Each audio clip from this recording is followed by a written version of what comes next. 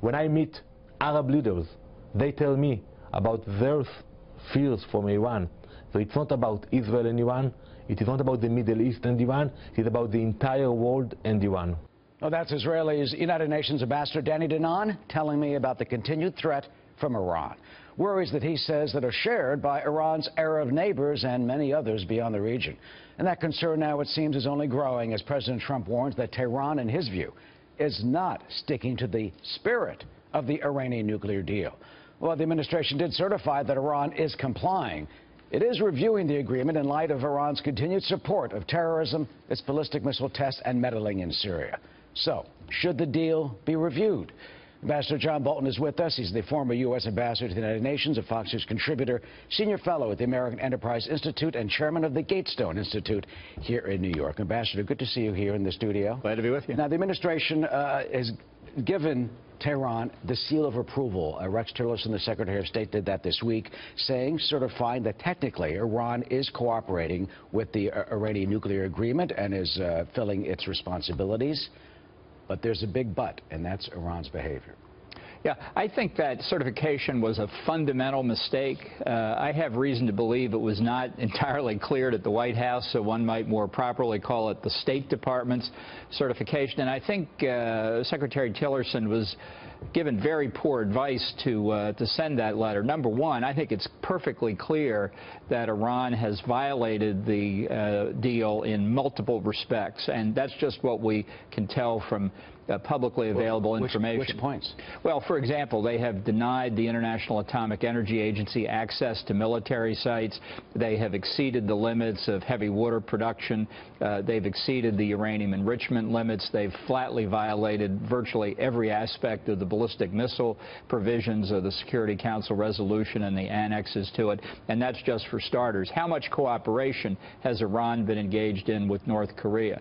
So interestingly, of course, the State Department did not need to certify compliance or certify noncompliance. If you read the statute carefully, they simply could have said, we're not in a position to certify one way or the other, which would have been the sort of neutral ground. So when President Trump says correctly that Iran is not complying with the spirit of the deal, he could well have gone further and said they're not complying with the letter of the deal either. But if Iran is not, as you say and point out, you know, the devil is always in the details in these type of agreements, then why would the State Department say they're fine?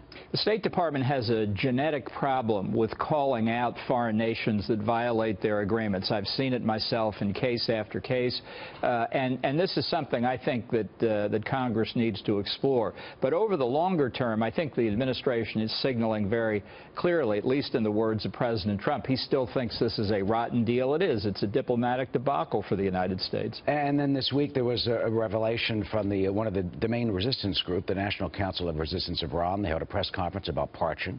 They say there is evidence that there is secret nuclear-related evidence and research going on in the Parchin site. What about that?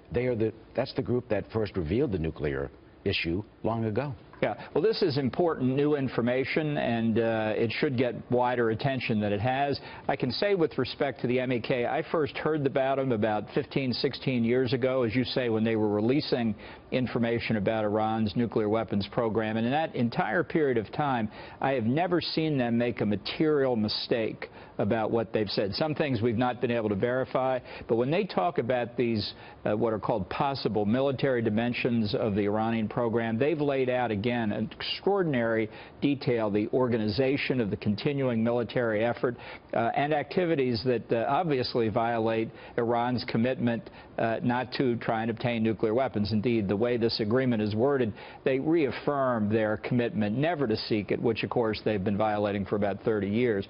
So I think this is just another example of how widespread the evidence is that Iran has been violating this agreement since before the ink was dry. So bottom line, you think that Iran is cheating and has been cheating, and what do you predict in terms of its nuclear program, and what should we do about the Iranian deal that Prime Minister Netanyahu told Shawn the other day that it should be, in his words, repealed and replaced? What should happen with this agreement? Well, I'd strike the replace part. I would have abrogated this deal just about 100 days ago. It's a strategic mistake for the United States. People say, well, we should try and enforce it strictly. That's not possible. It's so badly worded. It'd be like trying to nail Jell-O to a wall. I've said, if I were teaching a course on international negotiations at a law school and had this as an exercise, and the negotiating teams had come back with this deal, I'd flunk the American team. That's how bad it is. Well, President Obama and Secretary of State Kerry, they hailed and praised the deal, said it will prevent Iran from obtaining a nuclear bomb. It will facilitate Iran obtaining nuclear capabilities. Even if they complied with it at the end of the terms of the deal, they'll be closer to it. They're not complying with it.